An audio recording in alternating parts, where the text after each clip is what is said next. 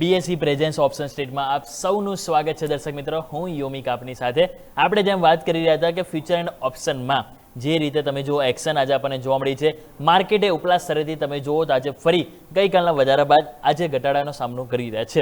તો આવો પ્રશ્ન એ છે કે ઘટાડામાં તમે જુઓ તો સૌથી પહેલાં સેન્સેક્સ 73,750ની આજુબાજુ આપણે કારોબાર કરી રહ્યા છીએ. તમે જો ગઈકાલની જે સરસ આપણને મોમેન્ટમ વાળી જે કેન્ડલ બની હતી, ન્યૂનતમ સ્તરથી સરસ એક્શન જોવા મળી હતી. 74,000 લેવલ છે કે જે મેક્સિમમ ટાઈમ તમે જુઓ તો વારંવાર સ્ટોક ત્યાં સપોર્ટ લીધો, પરંતુ આજે તમે જુઓ ગઈકાલનો લો તમે તોડી રહ્યા છો, જે ક્યાંક ને ક્યાંક પ્રોબ્લેમ અહીંયાથી બતાવી રહ્યું છે. પરંતુ પ્રશ્ન એ છે કે હવે તમે ગઈકાલની આટલી સરસ પોઝિટિવ કેન્ડલનો જો તમે રિવર્સલ આજે બ્રેકડાઉન કરી રહ્યા છો તો શું વધારે ઘટાડાના સંકેત આપી રહ્યા છે? તો આવો આપણી સાથે એક્સપર્ટ જોડાયેલા છે ધ એજ ક્લબથી દેવજ્ઞ સર, એમની સાથે આપણે જાણીએ. દેવજ્ઞ સર, જણાવો કે હવે માર્કેટમાં જે રીતે આજે ફરી ઘટાડો આવ્યો છે, સેન્સેક્સમાં તમે જો આજે ફરી 800 પોઈન્ટથી વધુનો કડાકો આવ્યો છે, તો પ્રશ્ન એ છે કે હવે આવતીકાલે એક્સપાયરી છે તો એક દિવસ પહેલા કઈ રીતે આપણે લેવલ જોઈશું? શું અહીંયાથી સંકેતો તમે જોઈ રહ્યા છો સર સેન્સેક્સ માટે? સેન્સેક્સમાં અત્યારે તમે જુઓ તો ઓલમોસ્ટ 73,700ની આસપાસ સેન્સેક્સ ચાલી રહ્યો છે. અને એમાં લેવલમાં એવું છે કે નીચે 72,700નો લેવલ બહુ સારો દેખાઈ રહ્યો છે સપોર્ટ તરીકે, અને 73,900નો લેવલ સારો સપોર્ટ તરીકે દેખાઈ રહ્યો છે. તો જો આ બે લેવલ્સ અગર હોલ્ડ કરે છે તો થોડુંક બાઉન્સ બેક આપણે વિચારી શકીએ છીએ. પણ આજે ગેપડાઉન ખુલીને જે કાલનો લો તોડે છે તો એમાં થોડું બેરિશ દેખાઈ રહ્યું છે. અને ઉપરની સાઈડ તમે રેઝિસ્ટન્સ જોશો તો ઓલમોસ્ટ 74,500 આસપાસ સારું એવું રેઝિસ્ટન્સ ક્રિએટ થઈ ગયું છે. તો એ જ્યાં સુધી હવે નથી ઉપર આવતું ત્યાં સુધી આપણે એમાં કોઈ બુલ પોઝિશન બનાવવાનું બચતું નથી. આ રીતે એક વ્યૂ બનતો જોવા મળ્યો છે, જેને આપણે જરૂરથી ધ્યાન બરાબર કરીશું. આપણે વાત થઈ ગઈ ઓવરઓલ સેન્સેક્સની. હવે આજના દિવસના જે તમે જો મોમેન્ટમ વાળા જે સ્ટોક્સની જો નજર કરીએ તો એમાં સૌથી પહેલાં આપણે વાત કરવી જોઈએ એનએચપીસી. અહીંયા તમે જુઓ તો આજે આપણને એક મોમેન્ટમ પોઝિટિવ જોવા મળ્યું છે. ગઈકાલે આપણને ખ્યાલ છે કે જ્યારે આપણને છેલ્લા 2-3 તમે જોશો ને તો આપણને જ્યારે પણ સરકારી સ્ટોકમાં જ્યારે આવતું હોય છે ને ઓએફએસ, પહેલા દિવસે પડતું હોય છે કે ભાઈ સરકારી હિસ્સો વેચી રહ્યા છે, 8-10% ડિસ્કાઉન્ટ ઉપર આવે. સેમ કોલ ઇન્ડિયામાં થયું હતું. ભાઈ નોન રિટેલનો જે તમે જુઓ તો જે સબસ્ક્રિપ્શનનો જે આંકડો આવે છે એ બહુ ઇન્ટરેસ્ટિંગ હોય. અને બીજા દિવસે ભાઈ જ્યારે રિટેલ રોકાણકારોની ખરીદારી હોય ત્યારે તમે જો સ્ટોક સરસ મોમેન્ટમ બધા સેમ અહીંયા પણ એવું જ કંઈક છે. ગઈકાલે તમે જો સ્ટોકમાં આપણને બહુ જ ભારે કડાકો આપણને એનએચપીસીમાં જોવા મળ્યો, અને આજે તમે જો ખરીદી આપણને જોવા મળી છે. તો પ્રશ્ન એ છે કે હવે આગળ શું?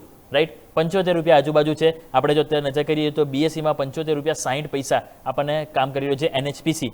એનએચપીસી સર, અહીંયા કોઈ ખાસ સ્ટ્રેટેજી તમે જોઈ રહ્યા છો ફ્યુચર એન્ડ ઓપ્શનમાં? આ લેવલે અહીંયાથી આપણે કોઈ ખાસ શોર્ટ કરવું જોઈએ, લોંગ કરવું જોઈએ? શું સલાહ સર તમે આપશો?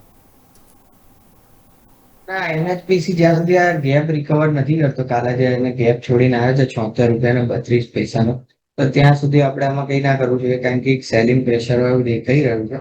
તો એકવાર એ ગેપ કવર થઈ જાય એના પછી આપણે કરવું જોઈએ. ઓકે, તો જેમ સર કીધું એ પ્રમાણે થોડુંક વેઇટ એન્ડ વોચ કરવાની સલાહ બની છે. એનએચપીસી માટે આપણે ખાસ કરીને ધ્યાન પર રાખીશું. નેક્સ્ટ વાત કરીએ તો પાવર ઇન્ડિયા. તમે જો આજે અહીંયા પણ એક મોમેન્ટમ આપણને પોઝિટિવ સાઈડ જોવા મળે છે, અને 0.5% આપણે જોઈએ તો આજે કારોબાર જોવા મળે છે. અને ભાવ પણ જો નજર કરીએ તો 35,700 ઉપર છે. અહીંયા આજે આપણે તમે જો 36,100ના આજે આપણને હાઈ બનેલા, એક ટાઈમે 3%ની તેજી આપણને જોવા મળી હતી. પાવર ઇન્ડિયા સર 2 દિવસના ઘટાડા બાદ એક પોઝિટિવ મોમેન્ટમ અને 10 ડેમાં થોડુંક એપ્રોચ કરવાના પ્રયત્નો જોવા મળી રહ્યા છે. તો અહીંયા સર તમને લાગે છે કે જે છેલ્લા કેટલાય ટાઈમથી આપણે જોઈએ તો ફેબ્રુઆરી મહિનાથી 10 ડેમાં રિસ્પેક્ટ આપી રહ્યું છે, તો આ ફેરી સફળ જશે? એટલે અહીંયા કોઈ સ્ટ્રેટેજી બનાવવી જોઈએ સર પાવર ઇન્ડિયા? પર ઇન્ડિયા તમે જુઓ તો ત્યાંનો સારો એવો મોમેન્ટમમાં જ છે.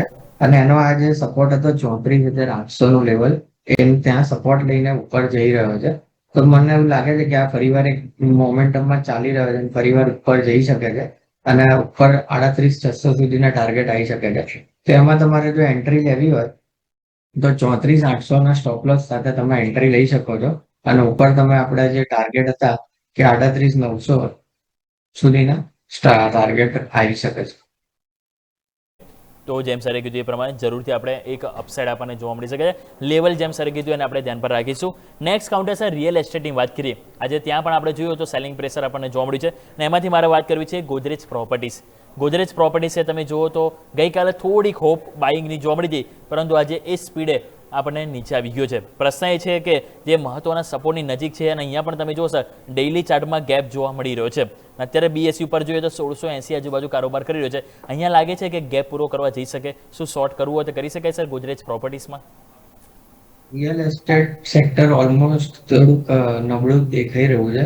અને જે રીતે આનો ચાર્ટ બની રહ્યો છે તો સેલોનું રાઈસ જેવું જ બની રહ્યું છે અને અહીંયાથી તમે કરશો સેલ તો નીચે જે તમે ગેપની વાત કરી કે 1600 રૂપિયા આસપાસનો જે ગેપ છે એ ભરવા જઈ રહ્યો છે તો આપણે આમાં શોર્ટ કરીને ઉભા રહી શકીએ છીએ અને ઉપર સ્ટોપ લોસ તમે 1725 રૂપિયાનો રાખી લો સ્ટોપ લોસ તો 50 રૂપિયાનો સ્ટોપ લોસ છે નીચે 70-80 રૂપિયાનું ટાર્ગેટ આપણે બનાવી શકીએ. ઓકે, તો જેમ સરે કીધું એ પ્રમાણે જરૂરથી અહીંયા સ્ટોપ લોસની સાથે આપણે જરૂરથી એક શોર્ટ માટે વિચાર કરવો જોઈએ. આપણે વાત થઈ ગઈ સ્ટોક સ્પેસિફિક.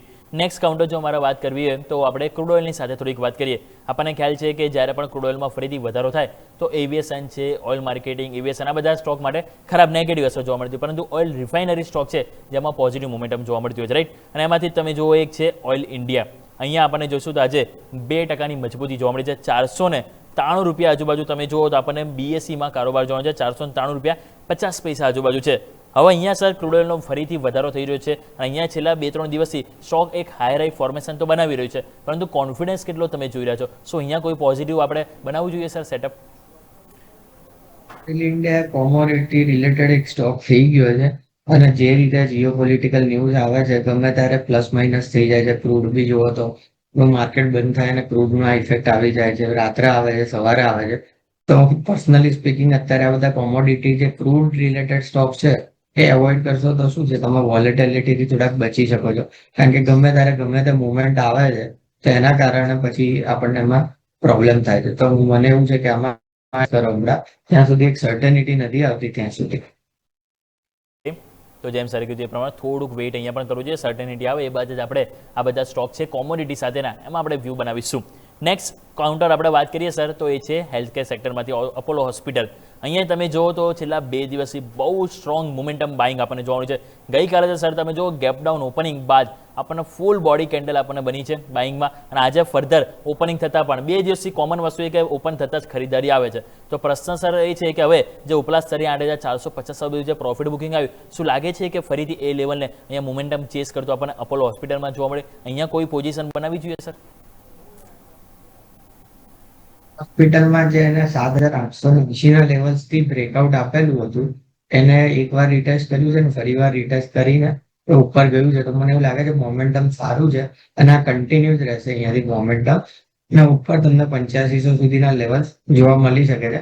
પણ આમાં રિસ્ક રિવોર્ડ એટલો ફેવરેબલ નથી દેખાતો, કારણ કે કાલની જે મુવમેન્ટ આવેલી છે તેમાં સારું એવું એને કવર કરી લીધું છે. તો અત્યારે સ્ટોપ લોસમાં રાખવા જતા ઉપર રિસ્ક રિવોર્ડ જોઈએ તો એની સામે બહુ એવો રિસ્ક રિવોર્ડ દેખાતો નથી. તો થોડુંક આમાં વેઇટ એન્ડ વોચ કરીએ આપણે. શેર સારો છે હોય તો હોલ્ડ કરી શકાય છે 8500 લેવલ્સ માટે, અધરવાઇઝ નવી ખરીદદારીની સલાહ નથી બનતી. તો જેમ સર કીધું એ પ્રમાણે અહીંયા આપણે જરૂરથી આ પ્રમાણે એક વ્યૂ રાખીશું અપોલો હોસ્પિટલ માટે. તો દર્શક મિત્રો આપણે આજે જે ખાસ રજૂઆત છે બીએસસી પ્રેઝન્સ ઓપ્શન સ્ટ્રીટમાં આજે આપણે વાત કરી ફ્યુચર ઓપ્શનની.